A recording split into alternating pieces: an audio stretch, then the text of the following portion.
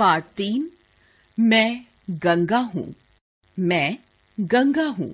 मेरा जन्म हिमालय की गोद में हुआ। पुराणों में मेरे जन्म को लेकर एक कथा मिलती है कि अपने पुरखों के उद्धार के लिए भगीरथ मुझे स्वर्ग से पृथ्वी पर लेकर आए थे, इसलिए मेरा नाम भागीरथ ही रखा गया।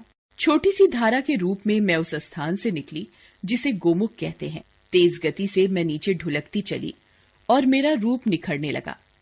पहाड़ों को चीरती और चट्टानों से टकराती हुई उछलती कूदती मैं आगे बढ़ती गई। देवप्रयाग पहुंची तो अलकनंदा मुझसे आ मिली। यहाँ मेरा नाम गंगा हो गया। ऋषिकेश पहुंचते पहुंचते मैं मैदान में उतरकर बहने लगी। ऋषिकेश से चलकर मैं शिव की नगरी हरिद्वार पहुंची। यहाँ रोज मेरी आरती उतारकर लोग मुझे श्रद्धा से प्रणाम करते हैं। ऋषिकेश, हरिद्वार और काशी मेरे किनारों पर बसे प्रसिद्ध तीर्थ हैं। हरिद्वार में मेरे किनारों पर साधु संतों के बड़े बड़े अनेक आश्रम और मंदिर हैं।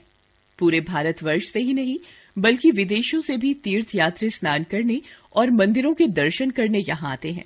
मेरे दर्शन करने और मुझ में स्नान करने की बड़ी महिमा है। यहाँ का प्राकृतिक सौंदर्य और वातावरण शांत एवं मनमोहक है। हरिद्वार में हर 12 वर्ष के बाद कुंभ का मेला लगता है। मेरे तट पर बहुत से नगर बसे हैं। इनमें बड़े बड़े कारखाने खुल गए हैं। इन सबको मैं ही पानी पहुंचाती हूँ। कानपुर भारत का प्रसिद्ध औद्योगिक नगर है। यहाँ कपड़े और चमड़े के बड़े बड़े कारखाने हैं। इन कारखानों से निकला गंदा पानी बड़े बड़े नालों के रूप में मुझ में गिराया जाता है। इससे मेरा जल प्रदूषित होता है। कानपुर से चलकर मैं प्रयाग पहुंचती हूँ। यहाँ यमुना से मेरा संगम होता है।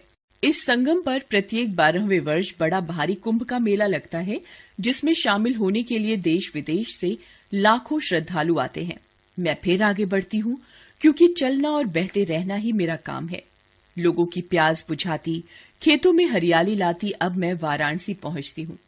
वाराणसी का दूसरा नाम काशी है। काशी बहुत बड़ा तीर्थ है। यह बाबा विश्वनाथ का स्थान है और भारत की मिलीजुली संस्कृति का बड़ा केंद्र है। वाराणसी तक आते आते मुझ में छोटी बड़ी 50 नदियां आ मिलती हैं।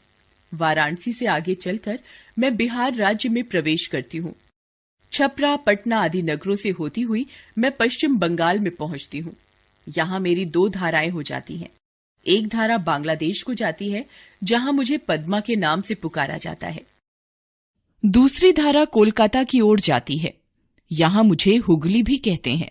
अंत में मैं मीलों लंबी यात्रा पूरी करने के बाद बंगाल की खाड़ी में समुद्र से मिल जाती हूँ।